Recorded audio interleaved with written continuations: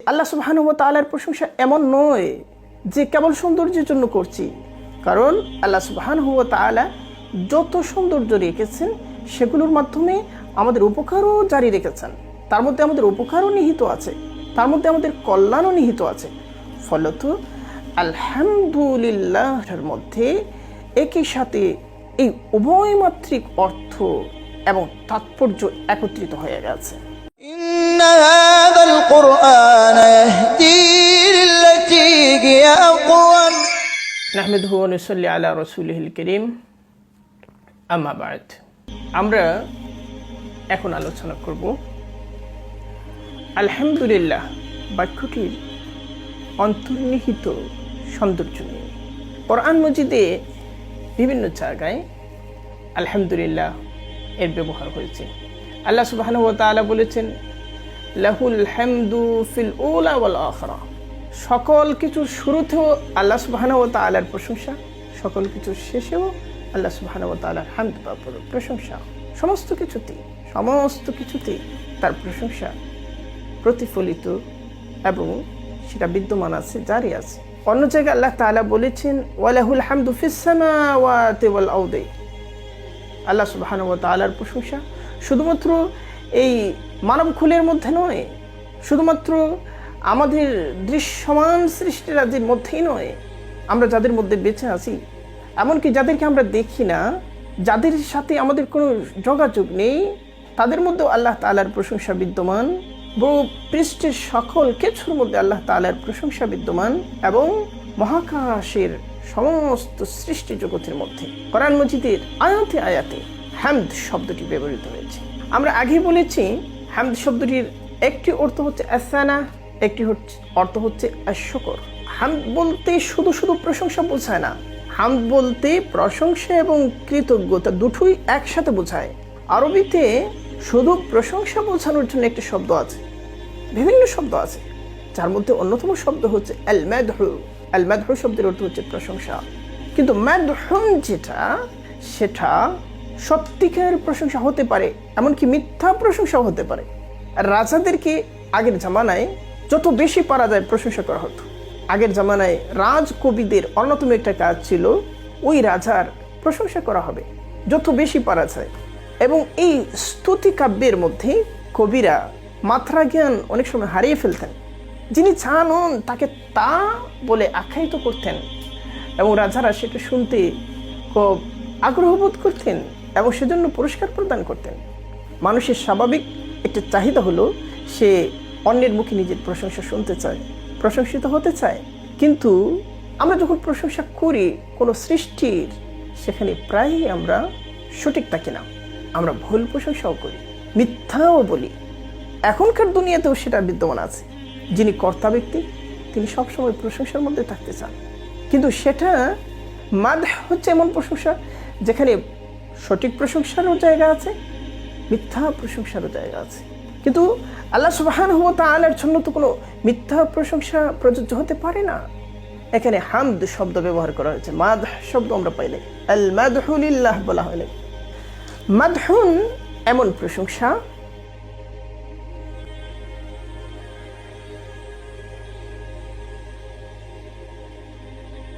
অনেক সময় আমি চাই না একজনের প্রশংসা করতে, কিন্তু কথার ধারাবাহিকতায় বেরিয়ে এসেছে, বলা হয়ে গেছে, এবং যে জন্য আমি পরে নিজেকে তিরস্কার করছি যে কেন আমি এটি বললাম, আমি তো চাই না এমনটি বলতে, কিন্তু এসে গেছে।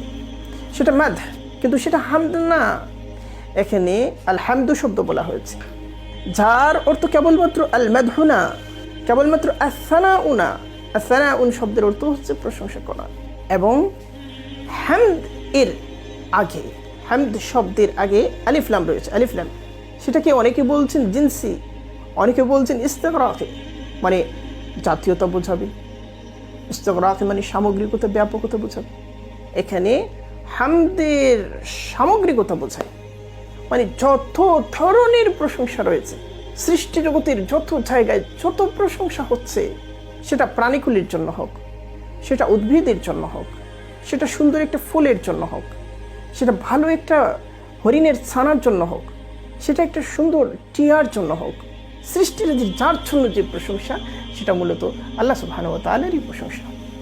কারণ কি, এই সৌন্দর্য কেউ নিজের দেহে, নিজের সত্তায় যে বিদ্যমান সৌন্দর্য, সে নিজে সৃষ্টি করে নাই, সেটা আল্লাহর পক্ষ থেকে প্রদত্ত প্রশংসা, আল্লাহ তাআলার প্রাপ্য। এবং এর মধ্য দিয়ে শিরিকের রাস্তাকে বন্ধ করে দেওয়া হলো। শিরিকের দাবি হচ্ছে প্রশংসা করা হবে মাখলুকের, মাখলুক তো তার সৃষ্টির প্রশংসা, এবং সৃষ্টিকে এর জন্য কৃতিত্ব দেওয়া হবে, দেবতাকে কৃতিত্ব দেওয়া হবে। কেউ চাঁদ সূর্যকে কৃতিত্ব দেয়, কেউ মনে করে আমাদের ভালো মন্দের নিয়ন্তা হচ্ছে সূর্য, কেউ মনে করে সমুদ্রকে সে দেবতা মনে করে এবং প্রশংসা নিবেদন করে সমুদ্রের উদ্দেশ্যে, কেউ উঁচু পাহাড়ের উদ্দেশ্যে প্রশংসা নিবেদন করে, কেউ কি করে, কেউ কোনো একজন মানুষকে দেবতা বানিয়ে দেয় এবং তার উদ্দেশ্যে প্রশংসা নিবেদন করে। সে একটা সন্তান পেয়েছে, প্রশংসা নিবেদন করে জনৈক একজন ব্যক্তিকে।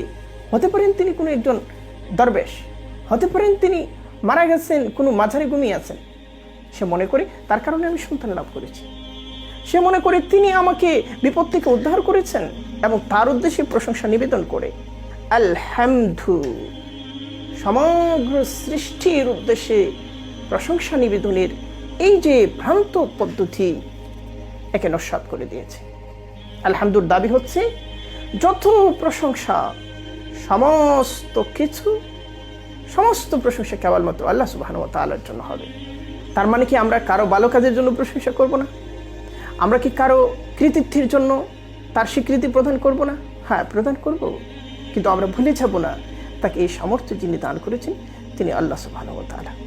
এখানে তাহলে আলহামদু শব্দটি যে ব্যাপকতা বোঝাচ্ছে, প্রশংসার ক্ষেত্রে সমস্ত প্রশংসাকে ধারণ করছে, ঠিক তেমনিভাবে আমরা লক্ষ্য করি শুকরকে ধারণ করছে। আর শুক্র, এটাও আমাদের জীবনের, মুমিন জীবনে খুব গুরুত্বপূর্ণ, যা আমরা আগেই বলেছি।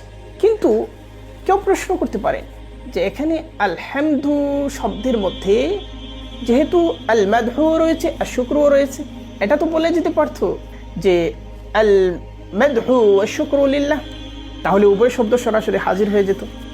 এটা যদি হতো তাহলে আল্লাহর কালামের একটা বিশেষ বৈশিষ্ট্য এখানে অনুপস্থিত থাকত। আল্লাহর কালামের একটা বিশেষ বৈশিষ্ট্য হচ্ছে, যার নাম হচ্ছে এজাজ, মানে এরকম ব্যাপক অর্থ ধারণকারী বাক্য এবং এরকম বিপুল তাৎপর্যের অধিকারী বাক্য কোনো মানুষ তো রচনা করতে বা কোনো মানুষ তৈরি করতে, সেটা অল্প হোক কিংবা বেশি, কোনো মানুষ সেটা তৈরি করতে অক্ষম। আল্লাহ সুবহানাহু ওয়া তাআলা আলহামদ এমন একটা শব্দ ব্যক্ত করেছেন যা মাদহকেও বোঝায়, শুকরকেও বোঝায়। কিন্তু যদি এখানে আলহামদু, আল মাদহু ওয়া শুকরু বলা হতো, তাহলে এখানে আমরা ওই জিনিস পেতাম না যে খায়রুল কালামি মা ক্বাল্লা ওয়া দাল্লা। এটা হচ্ছে আরবদের একটি জনপ্রিয় প্রবাদ যে সর্বোত্তম কালাম হচ্ছে, বাক্য হচ্ছে সেটা যা একেবারে অল্পতে অধিক তাৎপর্যকে ব্যক্ত করে দেয়। আলহামদুর মধ্যে অল্প কথা, একটি মাত্র শব্দ অনেক অর্থকে আমাদের সামনে হাজির করে দিয়েছে। আরেকটা বিষয় হলো যে আলহামদু না বলে যদি আল মাদহু ওয়া শুকরু বলা হতো, তাহলে এখানের মধ্যে মধ্যখানে একটা ওয়াও থাকতো, আল মাদহু ওয়া শুকরু, ওয়াও, যার বাংলা অর্থ হবে এবং। এর মাধ্যমে আগের বাক্য এবং পরের বাক্যকে একত্রিত করা হতো। আরবিতে একটা কায়দা হয়েছে, যখন এভাবে একত্রিত করা হয় তখন দুইটা ভিন্ন জিনিসকে বোঝায়। মানে যেটা মাদহ সেটা শুকর না, মানে যেটা প্রশংসা সেটা কৃতজ্ঞতা না, কৃতজ্ঞতা আলাদা এবং প্রশংসা আলাদা। আপনি যখন প্রশংসা করছেন তখন আপনি কৃতজ্ঞতা আদায় করছেন না, আপনি যখন কৃতজ্ঞতা আদায় করছেন তখন আপনি প্রশংসা করছেন না। কিন্তু আমরা যখন আল্লাহ তাআলার প্রশংসা করি, একই সাথে কৃতজ্ঞতাও আদায় করি। প্রশংসা করা হয় সৌন্দর্যের জন্য। একটি সুন্দর শিশু, আমরা তার প্রশংসা করি। একটি সুন্দর বাগান, আমরা প্রশংসা করি, কিন্তু আমরা ধন্যবাদ জানাই না যে এত সুন্দর বাগান, বাগান তোমাকে ধন্যবাদ জানাচ্ছি। ধন্যবাদ আমরা জানাই, কৃতজ্ঞতা আমরা আদায় করি যখন কেউ আমাদের উপকার করে। আমরা যখন আলহামদুলিল্লাহ বলি তখন সেখানে একই সাথে আমরা প্রশংসাও করি, একই সাথে আমরা কৃতজ্ঞতাও জ্ঞাপন করি। এটা একমাত্র আলহামদুলিল্লাহর মাধ্যমে এটা সম্ভব হয়। যে আল্লাহ সুবহানাহু ওয়া তাআলার প্রশংসা এমন নয় যে কেবল সৌন্দর্যের জন্য করছি, কারণ আল্লাহ সুবহানাহু ওয়া তাআলা যত সৌন্দর্য রেখেছেন সেগুলোর মাধ্যমে আমাদের উপকারও জারি রেখেছেন। তার মধ্যে আমাদের উপকারও নিহিত আছে, তার মধ্যে আমাদের কল্যাণও নিহিত আছে। ফলত আলহামদুলিল্লাহর মধ্যে একই সাথে এই উভয়মাত্রিক অর্থ এবং তাৎপর্য একত্রিত হয়ে গেছে। আলহামদুলিল্লাহ শব্দটিকে আরও নানাভাবে বলা যেত। যেমন এখানে আলহামদু শব্দটি সেখানে বিশেষ্য হিসেবে এসেছে। যদি এখানে ক্রিয়াপদ ব্যবহার করা হতো, আহমেদু বলা হতো অথবা নাহমেদু বলা হতো, তা আমি প্রশংসা করছি অথবা আমরা প্রশংসা করছি, তাহলে ক্রিয়াপদ কালের সাথে সংযুক্ত, হয়তো সেটা অতীতে হচ্ছে অথবা বর্তমান এবং ভবিষ্যতে হচ্ছে। কিন্তু আল্লাহ সুবহানাহু ওয়া তাআলা এখানে ক্রিয়াপদ ব্যবহার না করে বিশেষ্য ব্যবহার করেছেন, যার সাথে কালের কোনো সম্পর্ক নেই। আমি প্রশংসা করার আগেও আল্লাহ তাআলার প্রশংসা ছিল, আমি প্রশংসা যখন করছি তখনও আল্লাহ তাআলার প্রশংসা আছে, আমি যখন প্রশংসা করতে পারবো না, আমার জবান বন্ধ হয়ে যাবে, তখনও আল্লাহ তাআলার প্রশংসা জারি থাকবে। আল্লাহ তাআলার প্রশংসা সেটা প্রশংসাকারীর ব্যক্তিত্বের সাথে সম্পর্কিত না। আমি না থাকলেও সেটা ছিল, আমি আছি এখন আছে, এমনকি আমি একসময় থাকবো না, তখনও সেটা জারি থাকবে। আল্লাহ তাআলার প্রশংসা পৃথিবীর সর্বত্র বিরাজমান এবং এটা চিরশাশ্বত সত্য, এই কথাটা বুঝিয়ে দিচ্ছে এখানে ক্রিয়াপদের পরিবর্তে বিশেষ্য ব্যবহার করার ফলে যে ব্যাপকতা এসেছে সেই ব্যাপকতার মাধ্যমে। তাহলে আমরা কি বুঝতে পারছি? আল্লাহ তাআলা তার কোরআনের মধ্যে যে শব্দকে যেভাবে ব্যবহার করেছেন তার মধ্যে আল্লাহ তাআলার প্রজ্ঞার নিদর্শন সেখানের মধ্যে প্রতিফলিত হয়েছে। একে একটু এদিক সেদিক করার কোনো সুযোগ নেই। কেউ যদি বদলাতে চায় তাহলে তার আসল সৌন্দর্য শেষ হয়ে যাবে। যেমন কেউ যদি প্রশ্ন করে আলহামদুলিল্লাহি কেন, আলহামদুলিল্লাহি এখানে আল্লাহর নাম কেন আসলো? আল্লাহ তাআলার অনেকগুলো নাম রয়েছে, আর রহমান, আর রাহিম, আল মালিক, আল কুদ্দুস, আসসালাম, আল মুমিন, আল মুহাইমিন, আল আজিজ, আল খালিক, অনেক নাম আল্লাহ তাআলার এখানে রয়েছে, সবগুলোই আল্লাহ তাআলার নাম। তাহলে এখানে কেবলমাত্র আল্লাহ শব্দ, আলহামদুলিল্লাহ, এখানে আল্লাহ শব্দটি কেন আনা হলো? আল্লাহ তাআলার যত নাম আছে সমস্ত নামের মধ্যে আল্লাহ হচ্ছে আল্লাহ তাআলার আসল নাম, আল্লাহ তাআলার সত্তার নাম। এইটাকে বলা হয় ইসমে জাতি, মানে আল্লাহ তাআলার নিজ নাম হচ্ছে এটা। আর অন্যান্য নামগুলো আল্লাহ তাআলার এক একটা দিককে প্রকাশ করে। যেমন খালেক, তিনি স্রষ্টা, যেমন তিনি রউফ, তিনি দয়াময়, এটা তার একটা দিককে প্রকাশ করে। তিনি মুহয়ি, তিনি মুমিত, তিনি জীবন দান করেন, তিনি মৃত্যু দান করেন, এটা আল্লাহ তাআলার এক একটা দিককে প্রকাশ করে। কিন্তু আল্লাহ হচ্ছে এমন একটা নাম যার মধ্যে আল্লাহ তাআলার সমস্ত গুণাবলীকে একই সাথে প্রকাশ করে। এখানে আল্লাহ তাআলা নিজের পরিচয় দিচ্ছেন। যখন আমরা কারোর সামনে নিজের পরিচয় দেই তখন আমরা পরিচয় দিতে গিয়ে আমার মূল নামটা ব্যক্ত করি, মূল নামটা উল্লেখ করি। আমি বলি না যে আমার পরিচয় হচ্ছে আমি একজন কারখানা শ্রমিক, আমি বলি না আমার পরিচয় হচ্ছে আমি একজন অফিসার, আমি বলি আমার নাম আব্দুর রহমান, আমার পরিচয় হচ্ছে এই। প্রথমে আমি নিজের নাম প্রদান করি। আল্লাহ সুবহানাহু ওয়া তাআলা নিজের পরিচয় দিচ্ছেন এবং সেখানে আল্লাহ তাআলার প্রকৃত নাম, আসল নাম যেটা আল্লাহ, সেই নামটা আমাদের সামনে উপস্থাপন করলেন। এর সাথে গোটা বিশ্ব জগৎকে পরিচিত করালেন যে আল্লাহকে চিনতে হলে আল্লাহ দিয়ে চিনতে হবে, যে নাম সমস্ত সিফত, সমস্ত আল্লাহর সমস্ত গুণাবলী এবং সব ধরনের বৈশিষ্ট্যকে একই সাথে ধারণ করে।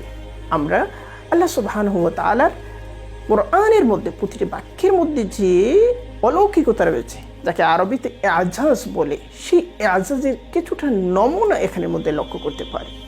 এর দাবি হচ্ছে কোরআন নিয়ে আমরা গভীরভাবে ভাববো। কেবলমাত্র পড়ে গেলেই সেই উপলব্ধি এবং সেই রহস্যগুলো আমাদের সামনে ধরা দেবে না। সেজন্য কোরআন নিয়ে গভীরভাবে আমাদের অনুসন্ধান করতে হবে। এই আলোচনা আমাদের কাছে এটাই চায় যে আমরা কোরআন মজিদের প্রতিটি শব্দ, বাক্য এবং তার ভেতরে নিহিত অর্থ এবং তাৎপর্য নিয়ে আমরা অনুসন্ধান জারি রাখবো। আল্লাহ তাআলা আমাদের তৌফিক দান করুন।